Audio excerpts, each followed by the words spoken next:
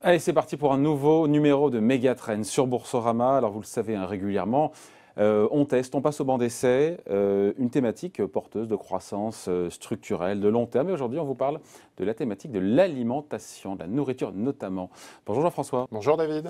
Alors, l'alimentation, c'est devenu, j'ai envie de dire avec la crise sanitaire, c'est redevenu un thème d'actualité. Au-delà, ça l'était avant, enfin c'était, comment dire, une vraie thématique de long terme, et on expliquera pourquoi.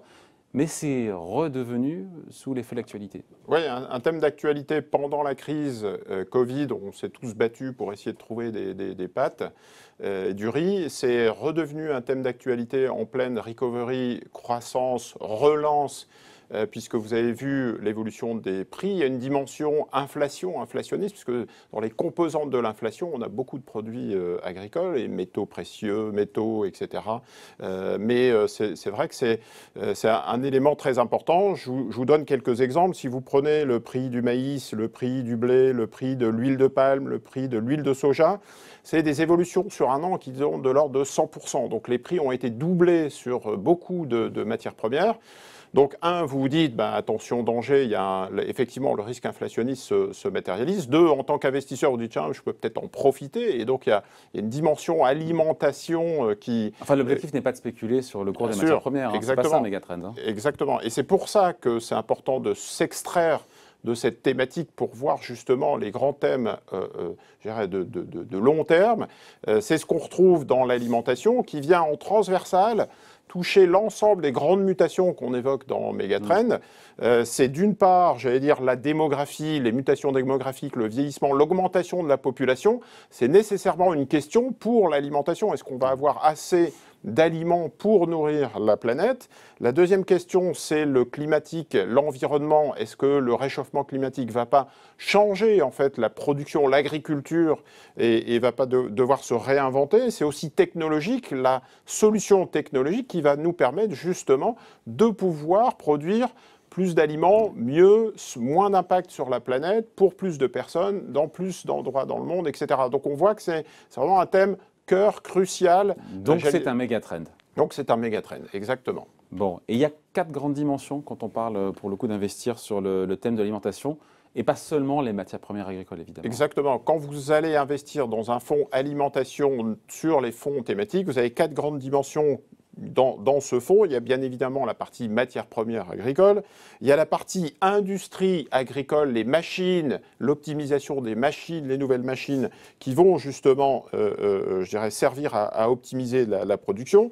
Il y a une dimension équitable et durable. Si le prix du riz ou du maïs augmente et double, ça a un impact pour la planète. Vous doutez bien qu'il y a des populations entières qui sont en premier chef concernées. Donc il faut faire attention à ce commerce équitable et à cette partie durable. Et il y a une partie aussi technologique. Je pense que l'agriculture et l'alimentation sont sans doute un des secteurs les plus impactés par la technologie. Vous avez des satellites, vous avez l'optimisation de la consommation d'eau, des produits, des machines. Donc c'est un élément intéressant. Et puis c'est aussi intéressant parce que c'est source d'innovation, c'est un laboratoire. Vous avez peut-être vu il n'y a pas très longtemps, David, sur Boursorama, une annonce comme quoi le spécialiste de la production d'insectes, qui s'appelle Insect. On a reçu le patron Antoine Hubert, il est venu nous voir ici. Voilà, donc il a levé 224 millions de dollars pour financer son développement, parce que l'élevage d'insectes, c'est 100 fois moins émetteur de gaz à effet de serre qu'une viande bovine, un élevage de viande bovine. Donc c'est tout ça, en fait, qu'on embarque à travers des fonds thématiques alimentation. Ouais. Après, Insect n'est pas encore coté en bourse, même si le patron nous disait qu'il laissait la porte, évidemment, ouverte. Justement, est-ce que boursièrement, c'est payant, cette thématique? Est-ce que c'est performant, pour le dire Alors, depuis le début de l'année, c'est très performant, David. On a à peu près une quarantaine de fonds thématiques agricoles, alimentaires pour 10 milliards d'euros. Il y a une dizaine de fonds qui sont spécifiquement ISR, qui intègrent une dimension énergie durable, investissement durable et responsable. C'est une catégorie qui surperforme le MSCI World depuis le début de l'année. J'ai retenu 2 fonds qui sont particulièrement en avance et qui sont parmi les premiers dans les classements, qui font une performance de l'ordre de plus 15% en 2021. J'ai relevé CPR Invest Food for Generation, qui est un fonds 3 étoiles, mais qui, depuis le début de l'année, tire son épingle du jeu et parmi les premiers. J'ai noté aussi BlackRock Nutrition, qui est un fonds 5 étoiles, qui a un très bon track record et qui fait 14% depuis le début de l'année. Après, on ne regarde pas seulement les perfs sur un an. C'est pas vous que je l'apprends, ça. On regarde aussi sur 3 ans, 5 ans et tout. Hein. Exactement. C'est pour ça qu'on a des étoiles, justement, sur 36 mois, sur 3 ans. Le fait que le fonds soit 3 étoiles ou 5 étoiles montre effectivement un track record long et probant dans la durée. Bon, bah justement, on va passer au banc d'essai. Un fonds positionné sur cette thématique de l'alimentation. C'est parti. Et voilà, Stéphane Soussan nous a rejoint. Bonjour. Bonjour. Merci d'être là avec nous. Gérant action thématique chez CPRM. Vous gérez le fonds, donc CPR Invest for Food for Generation. Est-ce que vous avez le sentiment de participer à la réussite de ce défi mondial qu'est l'alimentation avec votre fonds? Et aussi pour l'épargnant, pour le client, qui a fait de participer à avoir une espèce de philosophie et d'impact positif pour la planète? Effectivement, alors il y a un défi alimentaire mondial. Il faudra nourrir 9,5 milliards d'habitants à l'horizon 2050, c'est considérable. Et en même temps, on a des contraintes croissantes sur des ressources clés comme les terres arables, comme l'eau, ou aussi des contraintes environnementales. Et donc, on relève ce défi alimentaire mondial en investissant dans la chaîne de valeur alimentaire. Toute la chaîne de valeur, c'est marrant parce que... L'intégralité, on dit du champ à l'assiette. C'est ça, voilà.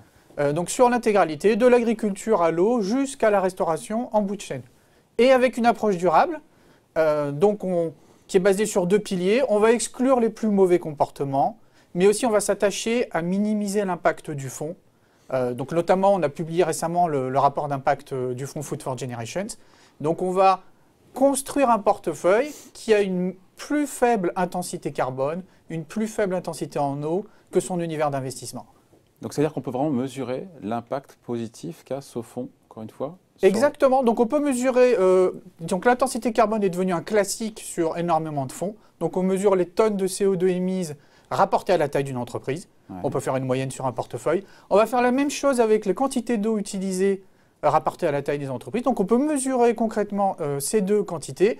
Et notre engagement, c'est de bâtir un portefeuille qui soit mieux disant sur ces 2 mesures que notre univers d'investissement. Ouais, sur les principales lignes, c'est intéressant qu'on comprenne bien un peu d'exemples.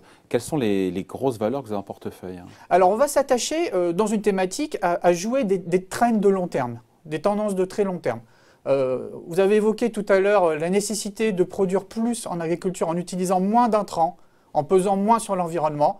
Donc il y a un nouveau domaine de développement qu'on appelle l'agriculture de précision. Ouais. Donc il s'agit vraiment de ne pas déverser des herbicides sur l'intégralité dans le champ, des insecticides, donc d'utiliser moins d'intrants. Donc ce domaine de l'agriculture de précision, les sociétés de machines agricoles développent des nouveaux logiciels, des nouveaux équipements, pour être plus précis. John Deere, leader mondial des machines agricoles et aussi leader mondial de l'agriculture de précision. Trimble, société américaine un peu moins connue du grand public, qui est plutôt sur le logiciel, l'analyse de données et le positionnement dynamique des agriculteurs. On trouve moins de grandes valeurs et plutôt des spécialistes, c'est-à-dire qu'on n'a pas en tête, pour bien aider les investisseurs, des Nestlé, des Danone, enfin des grandes valeurs alimentaires, mais c'est plutôt des niche players dans leur domaine. Alors quand on veut vraiment aller sur un domaine très pointu, agriculture de précision, technologie d'optimisation de traitement de l'eau, recyclage de l'eau, on va plutôt effectivement aller sur des spécialistes. Et sur les valeurs françaises, pour le coup, que vous avez quoi en valeurs françaises? J'ai l'impression que le portefeuille est très, très internationalisé. Alors, oui, très internationalisé. On a à peu près 50-55% d'Amérique du Nord, 20-30% d'Europe, le reste sur l'Asie, les pays émergents. Donc c'est vraiment un univers de valeurs internationales. Valeurs françaises, on a quand même vu une chose pendant la crise, on a revu un retour en faveur de la cuisine à domicile. Ouais. Tout simplement, les restaurants étaient fermés, on était confinés. Nous sommes actionnaires de groupe SEB, donc parce qu'on a vu un renouveau de l'utilisation de l'électroménager culinaire. On s'éloigne un peu de la thématique alimentation. Ah là, on est vraiment plein dedans, puisque vous restez confinés, enfin chez vous, on a redécouvert le plaisir et la nécessité de cuisiner à domicile. Do it yourself. Voilà. Et donc là, il y a eu vraiment, et d'ailleurs ça s'est vu dans les chiffres, on a eu vraiment une forte hausse du chiffre d'affaires sur ces produits. Donc là, on est vraiment quand même, en plein dans la thématique. Donc Stéphane Soussan, on voit que les performances depuis le début de l'année ont été excellentes sur la thématique, liées sans doute à la relance en fait de l'économie. Est-ce que les valorisations sont correctes? Est-ce que vous considérez que le timing est toujours intéressant? Alors, le timing est intéressant. On est vraiment passé d'une économie confinée, d'une crise économique, à une reprise économique, surtout à partir de novembre 2020 et l'émergence des vaccins. Donc, on repart dans une phase plus favorable au secteur cyclique, et à la réouverture de l'économie. Donc, par exemple, le secteur cyclique, l'agriculture, qui en a énormément profité, qui a été un des grands moteurs de performance, mais aussi la restauration, puisqu'on va avoir une réouverture.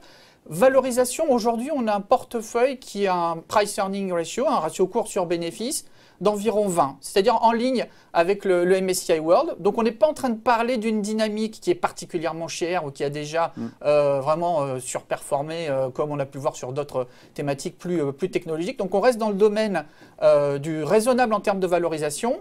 Et en termes de croissance, eh ben, on a justement ces fameuses tendances de long terme, agriculture de précision, traitement, recyclage de l'eau, et puis réouverture de l'économie pour la restauration, qui va être un vrai ballon d'oxygène. Jean-François évoquait tout à l'heure, avant que vous n'arriviez, le cas d'Insect, cette start-up française qui a levé, je ne sais plus, 300 millions.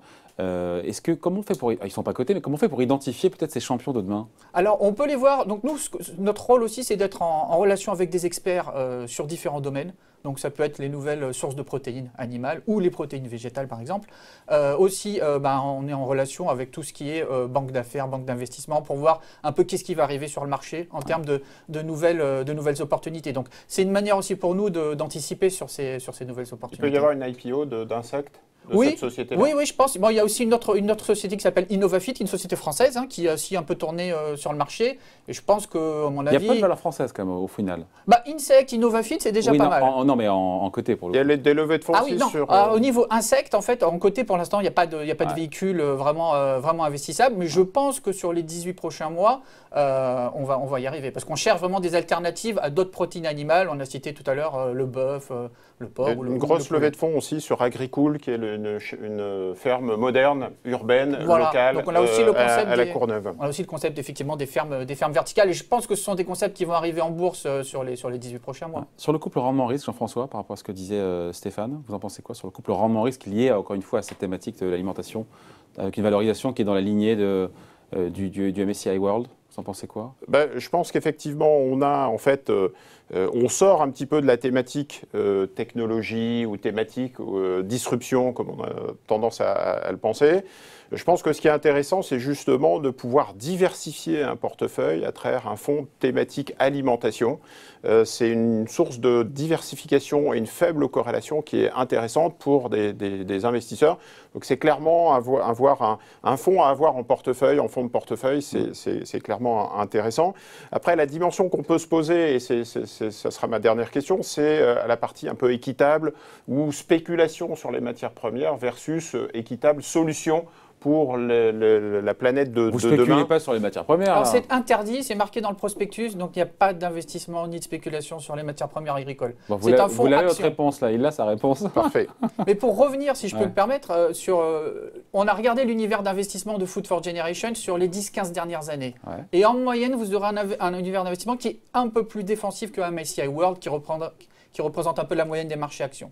Parce qu'on a 3 grands secteurs défensifs: les produits alimentaires, les boissons et la distribution alimentaire. Donc, on ne coupe pas sur ces dépenses, même en temps de crise.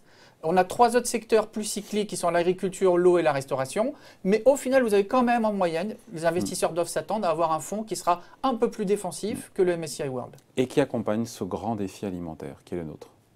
Exactement. Bon, merci à tous les deux. Merci. Stéphane Soussan donc pour CPRM et Jean-François Bay pour Cantalis. Merci à tous les deux. Mégatrend, c'est fini pour aujourd'hui, mais ça revient dans quelques jours sur Boursorama.